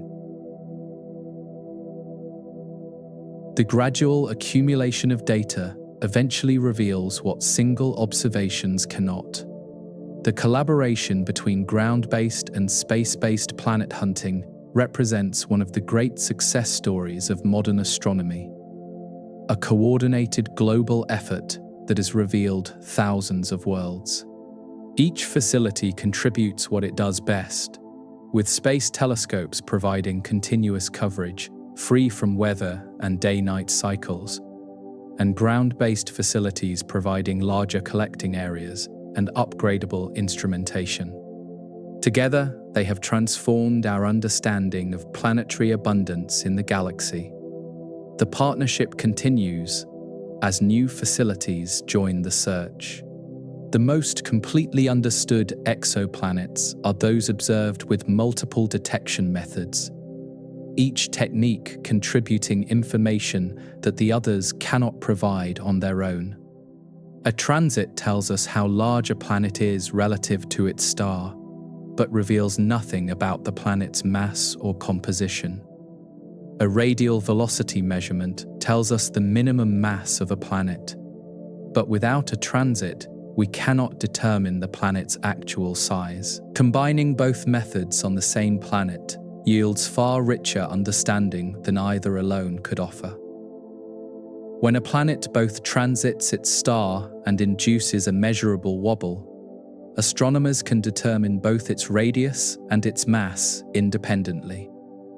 Dividing the mass by the volume calculated from the radius gives the planet's average density, a quantity that reveals crucial information about composition. A dense planet is likely rocky, with a composition similar to Earth's iron core and silicate mantle. A planet with low density probably consists mostly of gas, like Jupiter or Neptune, with no solid surface at all. The density of a planet places it into categories that help us understand what kind of world it might be, even though we cannot visit or directly observe its surface. Terrestrial planets like Earth have densities around 5 grams per cubic centimeter, reflecting their rocky and metallic compositions. Gas giants like Jupiter have densities closer to 1 gram per cubic centimeter, slightly denser than water, because they are mostly hydrogen and helium. Neptune-like planets fall in between, with substantial rocky cores surrounded by thick envelopes of gas. Many of the planets discovered by Kepler and TESS fall into categories that have no equivalent in our solar system. Worlds that are larger than Earth but smaller than Neptune. These sub-Neptunes, as they are called, might be rocky planets with thick hydrogen atmospheres, or they might be water worlds with deep global oceans beneath gaseous envelopes. Their intermediate densities do not clearly distinguish between these possibilities, and additional observations are needed to understand their true nature. The mystery of what sub-Neptunes actually look like remains one of the great open questions in exoplanet science. The planet K218b, which the James Webb Space Telescope has studied for possible biosignatures, falls into this mysterious category. Its mass and radius suggest a density consistent with either a rocky planet with a thick atmosphere or an ocean world with water comprising a substantial fraction of its mass. Webb's detection of carbon dioxide and methane in its atmosphere adds clues, but does not definitively resolve the question. Multiple lines of evidence are gradually building a picture of this intriguing world. Transit timing variations provide another way to learn about planetary systems by watching for subtle changes in when transits occur. If a planet's transits always happen at perfectly regular intervals, the planet orbits its star alone, undisturbed by the gravity of any companions. But if another planet orbits the same star, its gravitational influence perturbs the transiting planet's motion, causing transits to occur slightly earlier or later than simple predictions would suggest. By measuring these timing variations, astronomers can infer the presence of additional planets that might not transit themselves. The TRAPPIST-1 system was characterized extensively using transit timing variations, which revealed the masses of all 7 planets with remarkable precision. The planets orbit so close together that they gravitationally interact strongly, tugging on each other as they pass and causing measurable changes in their transit times. By modeling these interactions, astronomers determined that the planets have densities consistent with rocky compositions, though some may contain significant amounts of water.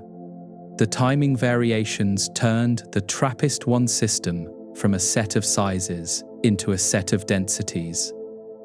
Secondary eclipses occur when a planet passes behind its star rather than in front of it, and these events reveal different information than primary transits. During a secondary eclipse, the planet's contribution to the total light disappears temporarily, allowing astronomers to measure how much light the planet itself emits or reflects. The temperature of the planet can be estimated from this emission, and the reflectivity of its atmosphere or surface can be inferred. Secondary eclipses have been observed for many hot Jupiters, revealing scorching dayside temperatures that sometimes exceed 2,000 degrees. Phase curves track how a planet's apparent brightness changes as it orbits its star, progressing through phases like our Moon does as different portions of its illuminated surface face toward Earth. By monitoring a planet's brightness throughout its orbit, astronomers can map how heat is distributed across its surface and how efficiently winds transport warmth from the hot day side to the cooler night side. These observations have revealed that some hot Jupiters have enormous temperature contrasts between their permanently sunlit and permanently dark hemispheres. Others show evidence of strong winds that redistribute heat more evenly around the planet. The James Webb Space Telescope has taken phase curve observations to new levels of precision, revealing atmospheric details that previous instruments could not detect. Webb observed the hot Jupiter WASP-18b throughout its orbit, mapping temperature variations and detecting hints of atmospheric composition changes between dayside and nightside. These observations test theoretical models of atmospheric circulation and chemistry under extreme conditions that do not exist on any planet in our solar system.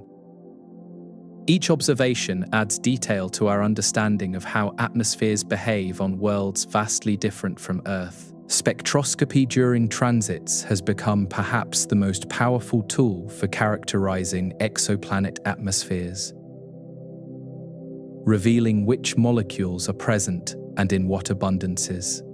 When starlight passes through a planet's atmosphere during transit, different gases absorb light at characteristic wavelengths, leaving fingerprints in the spectrum. Webb has detected water, carbon dioxide, methane, and other molecules on numerous worlds using this technique. The atmospheric composition provides clues about temperature, chemistry, and potentially even biological activity. The combination of all these techniques, transits, radial velocities, timing variations, secondary eclipses, phase curves, and spectroscopy, creates detailed portraits of planets that we will never visit in person. Each method illuminates a different aspect of the planet's nature, from its size and mass to its temperature and atmospheric composition. The planets we know best are those that have been observed with every available technique, building up layer after layer of understanding. K2-18b, the TRAPPIST-1 planets, and dozens of hot Jupiters have been characterized this thoroughly. The process of combining clues from multiple methods resembles assembling a puzzle, where each piece contributes to a picture that cannot be seen from any single piece alone. A transit provides the border, establishing the basic size. Radial velocity fills in the mass, adding crucial weight to the outline. Spectroscopy paints the colors of the atmosphere, revealing the gases that surround the world. Secondary eclipses and phase curves add shading, showing how temperature varies across the surface. The planets that emerge from this process are not merely points of light or theoretical objects, but places with real properties that we can describe and discuss. We can say that WASP-121b has an atmosphere hot enough to contain iron vapor on its day side, or that Kepler-452b receives roughly the same amount of energy from its star as Earth receives from the Sun. These statements are not speculation, but conclusions drawn from combined evidence, as certain as our knowledge of planets within our own solar system. The richest characterizations are still reserved for planets around relatively nearby stars, where the host star is bright enough to allow high-precision measurements with current instruments. Distant planets discovered by Kepler often have only sizes measured, their host stars too faint for radial velocity follow-up or detailed spectroscopy. The TESS mission deliberately focuses on nearer, brighter stars, precisely so that discovered planets can be characterized more completely. Proximity matters for understanding as well as for discovery. Future instruments will extend detailed characterization to fainter and more distant systems, building the sample of well-understood planets from hundreds to thousands or beyond. The extremely large telescope and other next-generation facilities will observe planets that current instruments cannot reach, applying the full suite of techniques to an ever-expanding population. The picture of planetary diversity will sharpen as more data accumulates from more worlds observed with more methods. Each new capability opens new territory. The goal of combining all available clues is ultimately to understand planets as worlds rather than as data points, to imagine what they might be like, and to recognize how they differ from or resemble the planets we know best. The cascade of measurements transforms abstract signals into physical realities, wobbles and shadows into masses and temperatures and chemical compositions. This transformation is one of the great achievements of modern astronomy. Invisible planets become real through the patient accumulation of evidence. The hunt for planets continues to evolve as new instruments enter operation and future missions progress through development toward launch. The coming decade will bring capabilities that extend far beyond what current technology can achieve, allowing discoveries that today remain impossible. Each new facility builds on lessons learned from predecessors, incorporating improvements in sensitivity, precision, and sky coverage. The search is accelerating rather than slowing. The Plato mission, whose name stands for Planetary Transits and Oscillations of Stars, is a European Space Agency project scheduled for launch in 2026. The spacecraft will carry 26 cameras that together will monitor a large area of sky continuously, searching for transiting planets around bright, nearby stars. Plato is specifically designed to find Earth-sized planets in year-long orbits around Sun-like stars, a category of planet that Kepler could detect but rarely characterize in detail. The brighter host stars will allow mass measurements and atmospheric studies that fainter Kepler targets could not support. The design of Plato incorporates lessons from Kepler's success and limitations, aiming for the sensitivity to detect small planets while focusing on stars bright enough for comprehensive follow-up. The mission will observe two different fields of sky for at least 2 years each, accumulating the multiple transits needed to confirm planets with orbital periods of a year or more.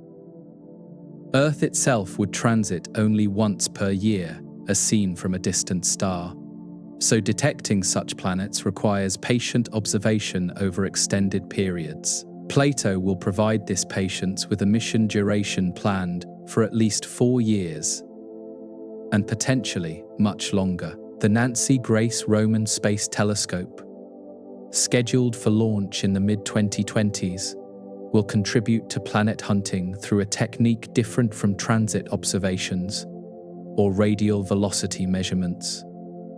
Roman will use gravitational microlensing, which occurs when a star and any planets orbiting it pass directly between Earth and a more distant background star. The gravity of the foreground star bends and magnifies the light from the background star, and any planets around the foreground star produce additional brief spikes in the magnification pattern.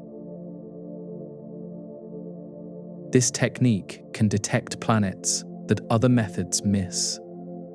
Gravitational microlensing is particularly sensitive to planets in the outer regions of their planetary systems, where they orbit far enough from their stars that they rarely transit and produce only tiny wobbles. The technique can also detect free-floating planets that do not orbit any star at all, drifting through the galaxy after being ejected from their birth systems. Roman's microlensing survey will reveal the population of planets throughout the Milky Way, providing a statistical census that complements the detailed characterizations of nearby systems. The mission will show how common planets truly are. The coronagraph instrument aboard Roman will also directly image some exoplanets, demonstrating technology intended for future flagship missions designed specifically to photograph Earth-like worlds. The Roman coronagraph will not have the sensitivity to detect planets as small or as close to their stars as Earth is to the Sun, but it will validate techniques that future telescopes will use. Each technological demonstration builds toward the ultimate goal of imaging a planet capable of hosting life. The path forward is incremental. Ground-based extremely large telescopes currently under construction will transform direct imaging capabilities within the coming decade. The European Extremely Large Telescope in Chile will feature a primary mirror nearly 40 meters in diameter, gathering far more light than any existing telescope. The Giant Magellan Telescope, also in Chile, will use 7 large mirrors working together to achieve similar collecting area. The 30-meter telescope, planned for Hawaii or an alternative site, will add additional capability in the Northern Hemisphere. These enormous telescopes will directly image planets that current facilities cannot detect, potentially including rocky planets in the habitable zones of the nearest stars. The combination of huge collecting area with advanced adaptive optics and coronagraphs will suppress starlight to levels that allow Earth-sized planets to be detected through their reflected light. Capturing an image of a potentially habitable world around a nearby star would represent a milestone in human exploration, even though we could not travel there. The photograph would make the invisible visible. The proposed Habitable Worlds Observatory, a NASA flagship mission concept still in early development, represents the long-term vision for planet characterization. The observatory would be specifically designed to image Earth-like planets around Sun-like stars and analyze their atmospheres for biosignatures. Current technology cannot achieve this goal, but the mission concept drives research into the coronagraph and starshade technologies that would make it possible. Launch would not occur until the late 2030s at the earliest, but planning begins decades before such ambitious missions fly. A starshade is an alternative to a coronagraph for blocking starlight. A separate spacecraft that flies tens of thousands of kilometers ahead of the telescope and creates an artificial eclipse. The starshade's carefully shaped petals prevent starlight from reaching the telescope, while allowing planetary light to pass, achieving contrast ratios that coronagraphs struggle to match. The engineering challenges are formidable, requiring precise formation flying and complex deployable structures. But the potential payoff would be transformative. A starshade might eventually image planets closely enough resembling Earth to warrant the description Earth-like. The timeline for these ambitious missions extends beyond what most current researchers will experience in their careers. Yet the planning and technology development happening today will enable the discoveries of future generations.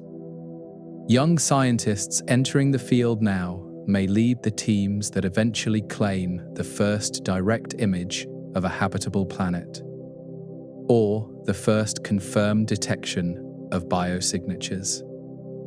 The continuity of effort across decades characterizes astronomy's most ambitious projects.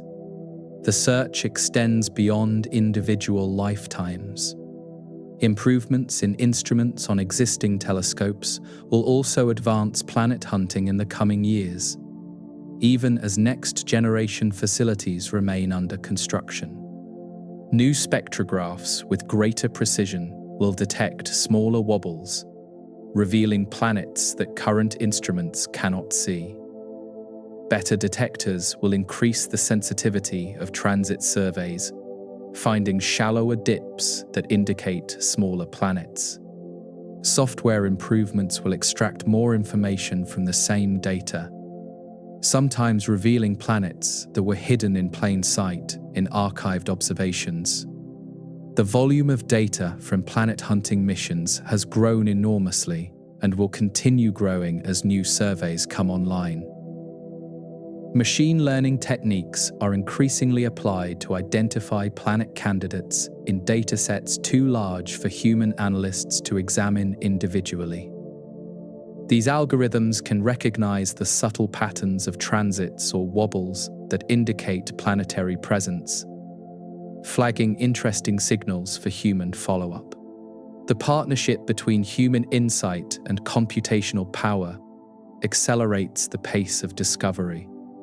The future of planet hunting is not a single mission or facility, but an ecosystem of complementary capabilities, working together toward shared goals. Space telescopes will find candidates that ground-based observatories will characterize.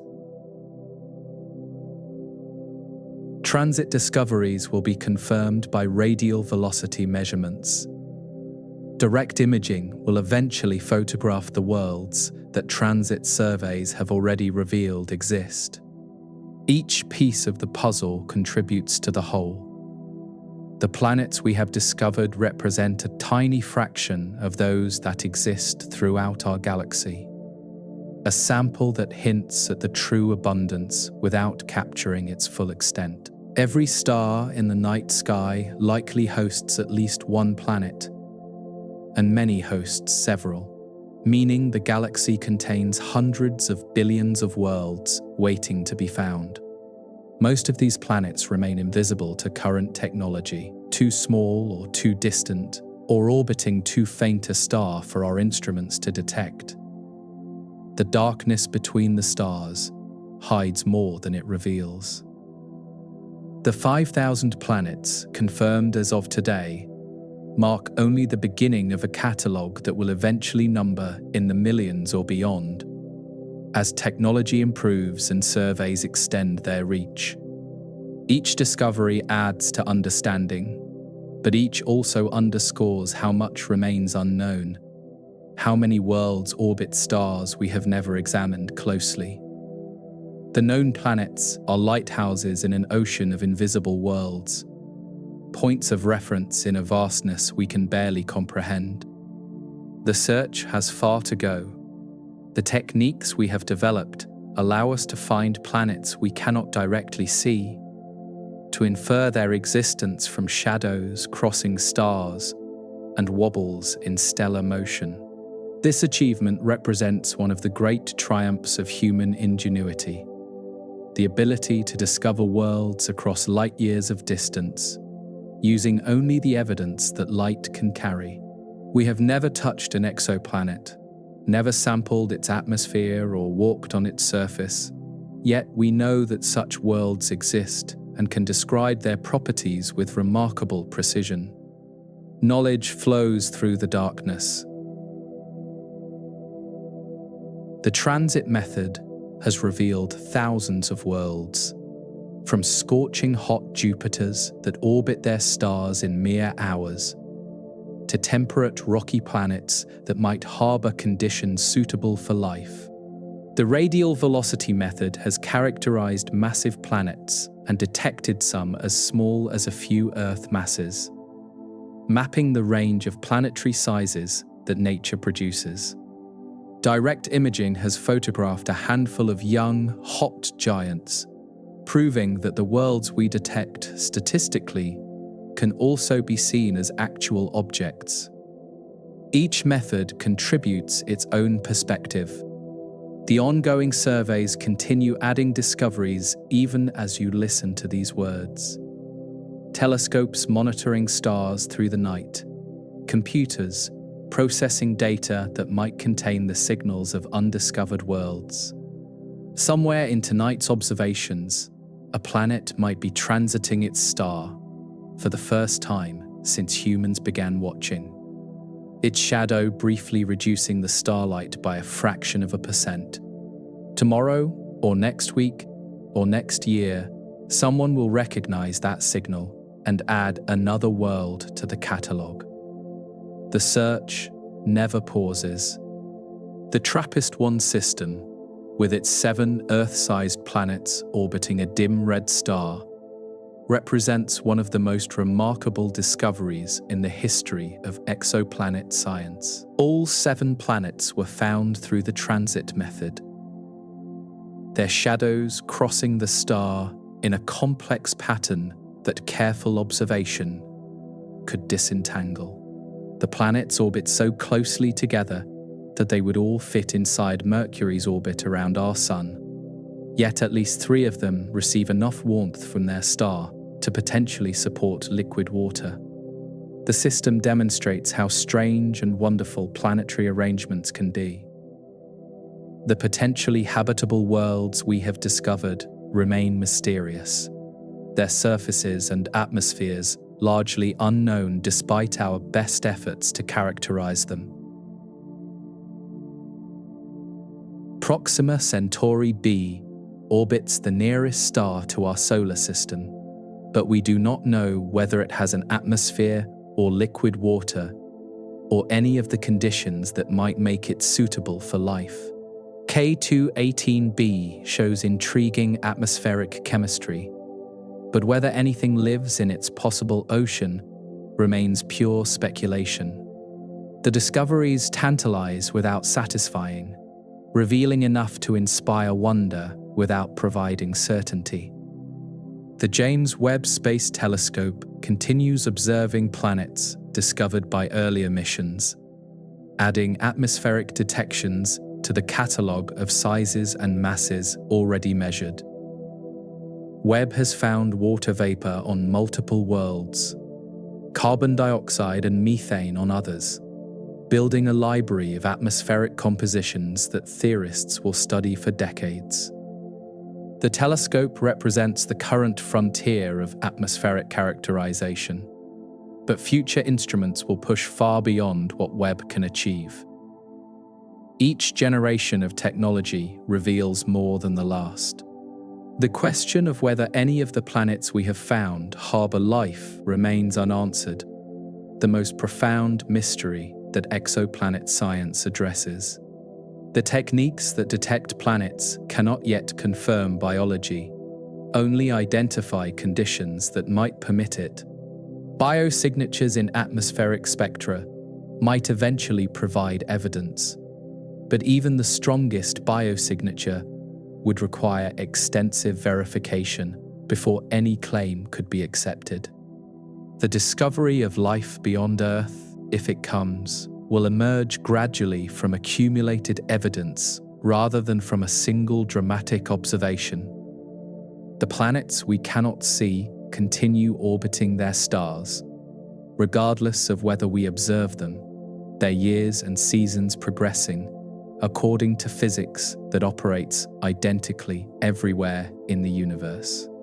The worlds around Alpha Centauri proceed through their orbits, whether or not any telescope is pointed in their direction. The planets of distant stars that we will never survey exist in the same reality that contains the worlds we have discovered. The universe does not require our attention to operate. The darkness between the stars contains more worlds than we will ever count, more possibilities than any catalogue could capture. Some of these planets might harbor life, perhaps even intelligent life, that wonders about worlds orbiting distant stars just as we wonder about them. The invisible planets might include civilizations that have developed their own techniques for finding worlds they cannot see. The universe is vast enough to contain anything, and we have explored only the nearest edges. The search for planets we cannot see connects us to this larger cosmos, to questions that exceed the boundaries of any single human life or any single scientific project. The astronomers who developed the first radial velocity techniques did not live to see the thousands of planets their methods would reveal. The scientists planning missions for the 2040s will not see the full results of their efforts. The work passes from generation to generation, each contributing what it can, each inheriting what predecessors learned. The night continues wherever you are, and somewhere above you, hidden by daylight or clouds or city glow. The stars continue shining, many of them hosting planets that no human has ever detected. The techniques we have developed can find some of these worlds, but most will remain invisible for decades or centuries to come. The known planets are islands in an archipelago that extends beyond imagination, points of light in a darkness filled with worlds. The hunt for planets will continue while you rest.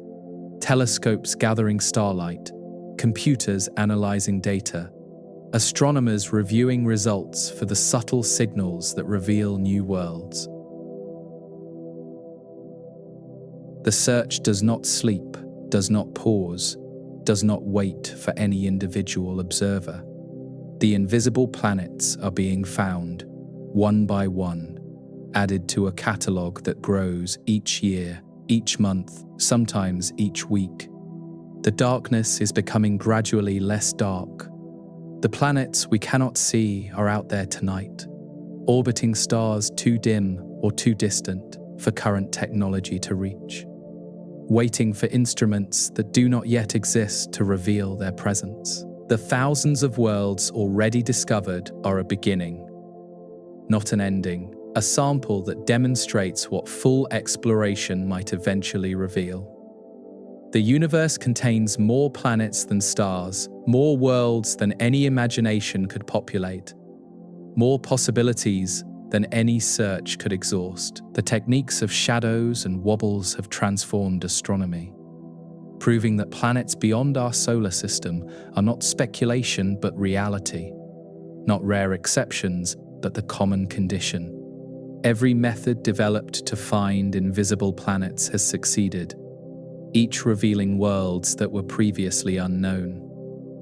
The success suggests that continued effort will continue yielding discoveries, that the catalogue will grow, that understanding will deepen. The search rewards patience. The night is quiet wherever you are, and the universe is full of worlds, invisible planets orbiting unseen stars, waiting in the darkness for the light that will someday reveal them. The telescopes watch, the data accumulates, and the understanding grows.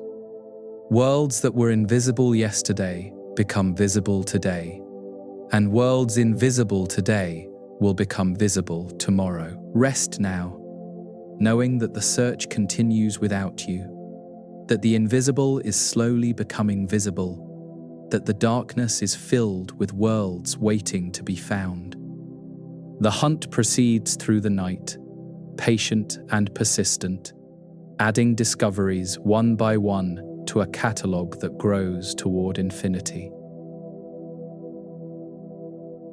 Good night from the drowsy astronaut. Sleep well, and we'll explore the cosmos together again soon.